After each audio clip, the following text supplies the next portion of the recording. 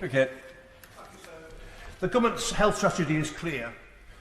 Whilst health demand rises, the amount of resources being provided to the NHS is declining, which leaves well-heeled patients with nowhere else to go to avoid ill health except into the so-called independent sector. An example is a constituent who told me that his opticians had said he could wait 6 years for cataract operations, by which time he'd been nearly blind, or he can go and pay for a cataract operation now in the private sector. So even before COVID, they had cut their health budget spending. In Britain, we were spending £2,000 per head of population less than was being spent in Germany.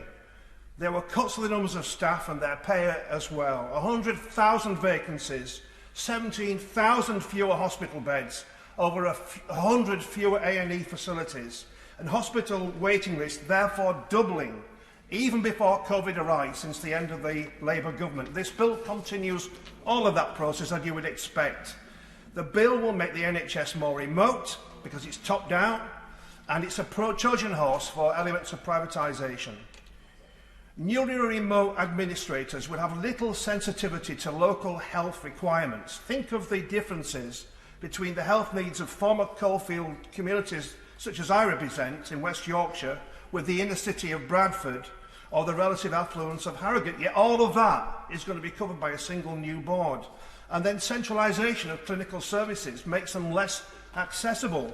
I have 20,000 people living in my constituency with no car to their household's name and with poor public transport, many of them with chronic health needs. How on earth will they be expected to travel to centralised services in Leeds or elsewhere under those circumstances? Deputy Speaker, there are two competing views of health provision, really facing each other now. Either health is about an ethos of care or it's about making money. This bill leans in one direction. The government don't want to fund the NHS properly, so they're trying to entice more private money into health, often from sources which we know fund the Tory party. But privatisation puts one person's wealth in front of another person's health. And look at the pages of the American health service providers today, salivating at the prospect of growing NHS waiting lists.